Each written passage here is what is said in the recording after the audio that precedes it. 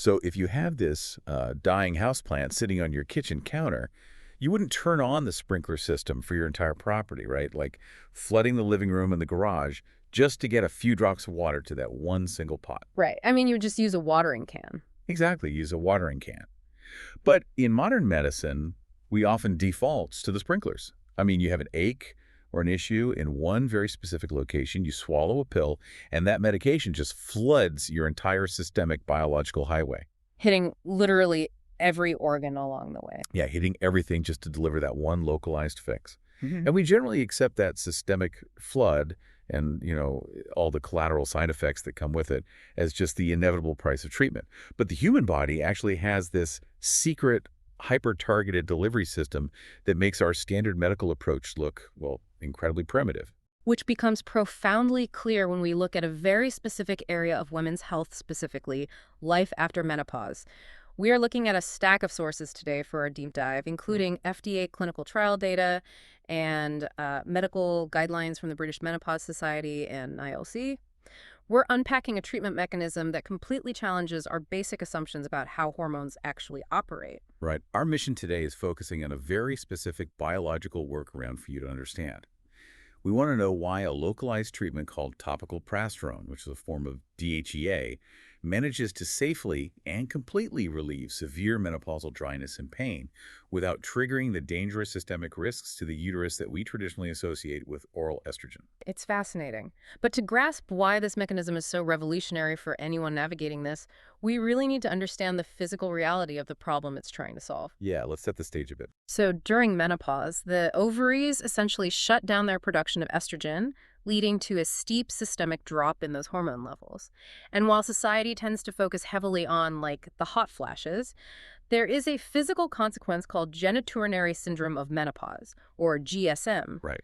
And within that umbrella, we are specifically looking at vulvovaginal atrophy, or VVA. Which is an incredibly common condition, yet it is severely under-discussed, mostly because of the stigma surrounding it. And we aren't just talking about mild dryness here. Yeah. The physical architecture of the tissue fundamentally degrades. Exactly. Because estrogen receptors are heavily present throughout the vagina, the urethra, and the pelvic floor, the sudden absence of estrogen causes the tissue to change drastically.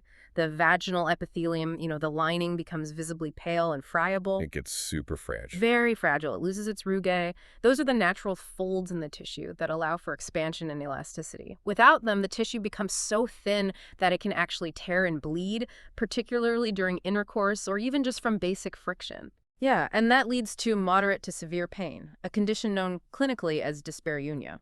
And the traditional medical response to that structural collapse has always come with a pretty massive biological catch, right? To fix the vaginal tissue, doctors historically used systemic hormone replacement therapy, or HRT, to replace the lost estrogen. Yes, the sprinkler. Exactly, the sprinklers. But unopposed systemic estrogen, meaning estrogen taken all by itself, doesn't just go to the vagina. It travels through the bloodstream and aggressively stimulates the lining of the uterus, the endometrium. Right. Over time, that constant stimulation significantly increases the risk of endometrial hyperplasia, which is an abnormal overgrowth of cells, and ultimately endometrial cancer. Which forces patients who still have a uterus to take a second hormone, a progestogen, solely to protect their uterus from the estrogen they're taking to heal their vaginal symptoms. It just becomes this cascading chain of systemic interventions. It really does. But today's focus, topical prasterone, bypasses the systemic danger entirely. It achieves this through a biological concept that honestly sounds like science fiction. It is a process called endocrinology. Okay, so the first mind-bending part of this mechanism is that to understand how a prasterone avoids those systemic risks, we have to recognize what it actually is. It's not estrogen. Not at all. Prasterone is the synthetic form of dehydroepiandrosterone, universally known as DHEA. DHEA is a precursor steroid.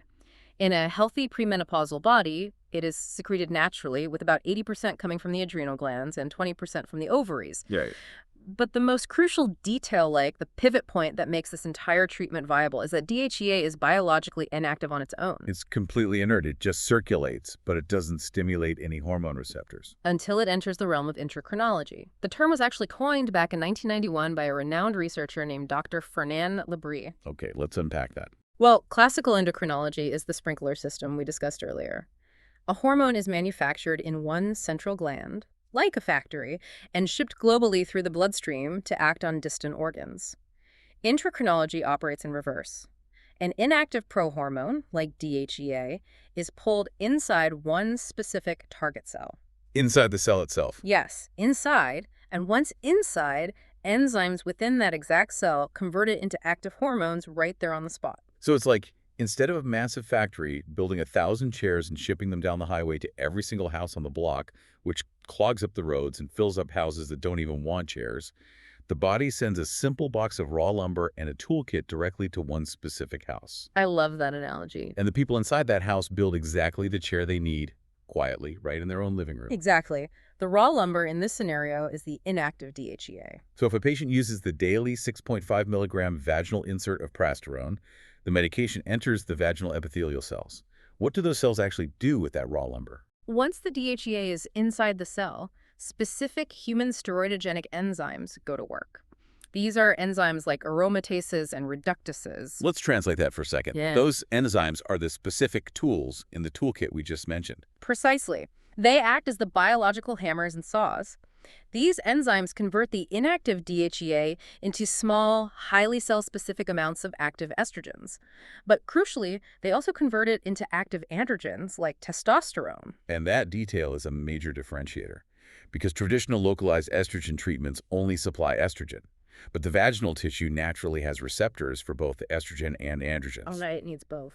So by supplying the precursor instead of the finished product, the cell manufactures both hormones according to its own needs. The localized estrogen works to thicken the superficial cells of the mucosa, while the androgens go to work stimulating the collagen density in the lamina propria and the underlying muscle layers.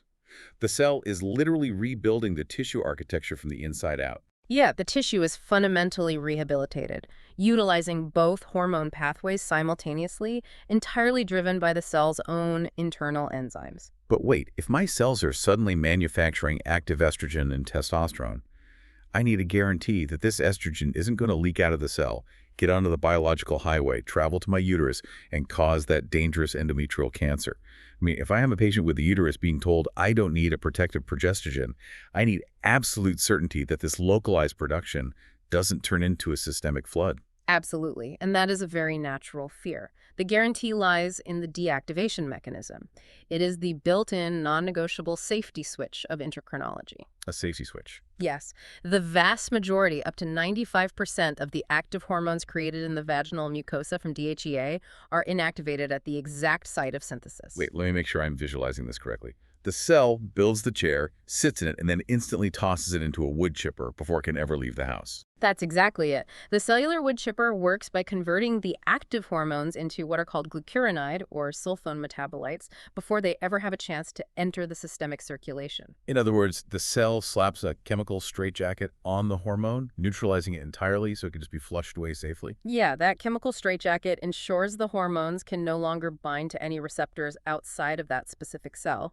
But you shouldn't just take the theoretical mechanism at face value. Right, we need the data. Exactly. The clinical data from the FDA submissions provides the hard proof. They conducted massive phase 3 clinical trials, notably the ERC-238 and ERC-231 studies. In these trials, postmenopausal women with severe vaginal atrophy used the 6.5 milligram daily prasterone insert. Okay. And the researchers didn't merely track symptom relief, they rigorously tracked the patient's blood serum levels over 12 weeks, and in the long-term safety studies, extended that tracking up to 52 weeks. Wow, a full year. So if a patient is trusting their uterine health to this mechanism, those blood tests better show absolutely zero movement in systemic estrogen levels. And the blood work confirmed the theory beautifully. The serum levels of DHEA, testosterone, and estradiol, which is the active estrogen, remained entirely within the normal postmenopausal ranges. Wait, really? No spike at all? None. There was a tiny localized uptick in DHEAS, which is an expected inactive metabolite, but the active systemic hormones simply did not spike. There was zero clinically significant systemic exposure. So the biological highway stays completely clear. It does, but the ultimate definitive proof regarding the safety of the uterus comes from the endometrial biopsy data. In the 52-week safety studies, they took physical biopsies of the uterine lining of the women using the daily prasterone. Evaluating hundreds of patients for a full year is an incredibly high bar for safety. And the biopsies revealed exactly what the blood tests predicted. Yes. Following prolonged daily intravaginal administration of DHEA, every single endometrial biopsy sample showed a completely atrophic or inactive endometrium. That's amazing. Right. Out of hundreds of patients evaluated over that year, there were 0 reported cases of endometrial hyperplasia.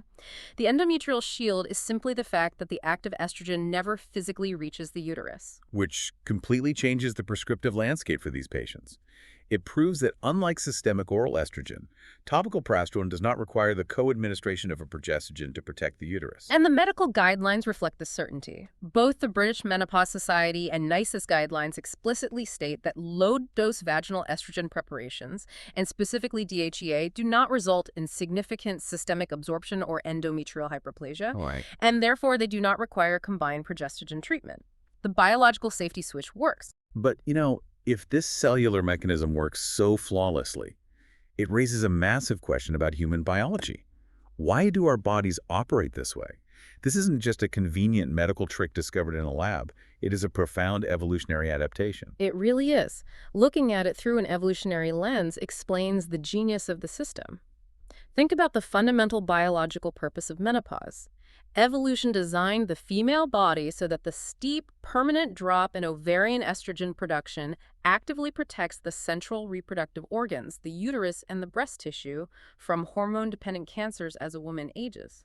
Ah, so less systemic estrogen circulating in the blood means less fuel for potential tumors in those specific vital organs. Exactly the point. The evolutionary trade-off, however, is that peripheral tissues, the vagina, the skin, the bones, the brain, they still require some level of sex steroids to function normally and maintain their structural integrity. If the body simply shut off all hormones completely and permanently, those peripheral tissues would rapidly fail. So endocrinology evolved as the solution to that. Yes, it's the localized, decentralized life support system. It allows those peripheral tissues to pull the inactive DHEA out of the blood, convert it locally to keep themselves healthy, and then destroy it locally. This ensures the systemic blood levels remain incredibly low, maintaining the evolutionary protection for the uterus and breasts. It is basically the Botter's method of having its cake and eating it too. It protects the central organs from cancer by keeping the highway clear while still keeping the peripheral organs alive and functioning. And when modern medicine harnesses that evolutionary trick, the clinical efficacy for the patient is staggering. Staggering is the right word. The trial results demonstrate just how responsive the tissue is to this targeted approach. After just 12 weeks of daily prasterone, researchers recorded a massive drop in parabasal cells. Those are the immature, fragile cells that dominate the vaginal lining when the tissue is severely atrophied. Right. In one study, those parabasal cells dropped by nearly 46% compared to the placebo group. While simultaneously, the superficial cells, the mature, robust cells that give the vaginal lining its actual strength and elasticity, increased by around 8 to 10% over the placebo. Yeah, and the localized hormones also fundamentally altered the environment of the tissue. During menopause, the vaginal pH becomes overly alkaline, which strips away natural defenses and invites recurrent infections. The intracrine production of estrogen brought that pH back down into the normal acidic range, facilitating the return of healthy, protective bacterial flora. Which is huge. The human impact of reversing that structural collapse is profound. The sources show that dyspareunia, that severe limiting pain during intercourse, improves significantly.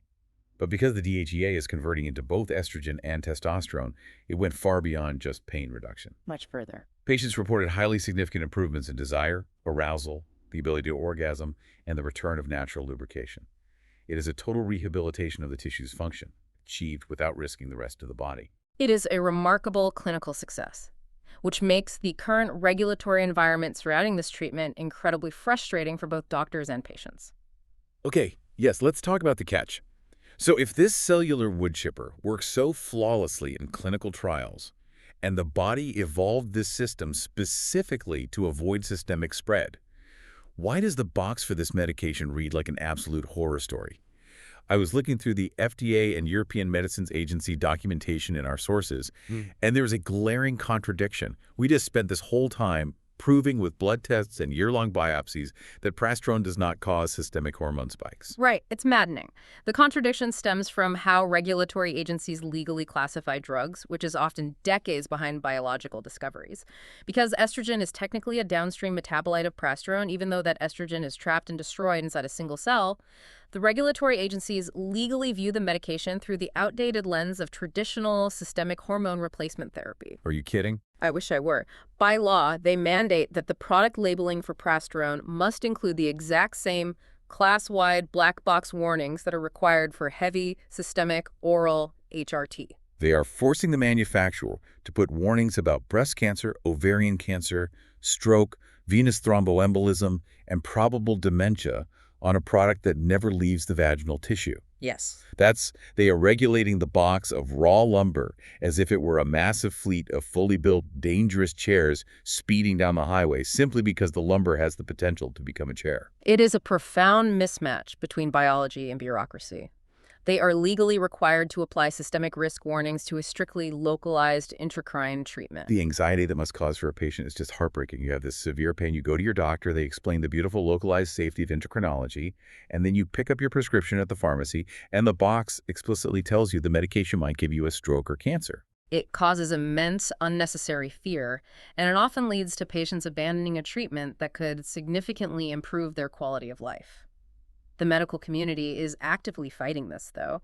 Guidelines from organizations like the British Society for Sexual Medicine specifically advise doctors to warn their patients in advance that the information packaged with these localized vaginal hormones is out of date. Oh, that's good. Yeah, they explicitly call the package inserts factually incorrect regarding the actual systemic risks. Well, to set the record straight for anyone listening right now, based on the rigorous clinical trials we reviewed, what is the actual real-world side effect of using this daily insert? The reality is remarkably mundane. The most common adverse effect occurring in about 5 to 6% of women is simply vaginal discharge. Which the FDA review notes is largely just the physical melting of the hard fat and wax vehicle of the pessary after insertion, right? Combined with the fact that the rehabilitated tissue is finally producing healthy, natural secretions again. Exactly. It is a localized, slightly messy annoyance. It is absolutely not a life-threatening systemic disease. In those 52-week trials, there was no significant difference in serious adverse events between the patients taking prasterone and those taking a placebo. The discontinuation rate due to adverse effects was virtually identical between the two groups. So if you or someone you care about is navigating the often silent, painful reality of menopause-related vaginal atrophy, the traditional fear holding people back has always been the systemic risks of estrogen, specifically the severe threat to the endometrium. But topical DHEA, or prasterone, provides a brilliant biological workaround. It really does. It safely relieves severe dryness and pain without threatening the uterus, because it utilizes the body's own ancient intracrine system. It delivers the raw, inactive precursor to the starving cells, allowing them to manufacture and then instantly destroy active hormones entirely within their own walls. The hormones rebuild the tissue, snap on their chemical straitjackets, and vanish, never once roaming free in the bloodstream. It represents a massive paradigm shift in our understanding of endocrinology. But, building on the legacy of Dr. Labre's research, there is a broader implication here. Oh, what's that? Well, he pointed out that a massive percentage of the hormones in the human body, in fact, nearly 100% of estrogens in postmenopausal women, are actually manufactured intracrinologically, safely inside peripheral tissues. If human evolution spent millions of years designing this highly specific, localized system to protect vital organs from systemic hormone overdoses while still keeping our skin, our brains, and our tissues alive as we age, it begs a massive question for the future of medicine. Wow, okay, lay it on us. What other devastating age-related conditions could we eventually treat by supplying inactive precursors directly to the specific starving cells that need them, rather than flooding the entire systemic bloodstream with active, dangerous drugs? That is a vision of the future, where our treatments are finally as intelligent as the cells they are trying to heal. Thanks for joining us on this deep dive.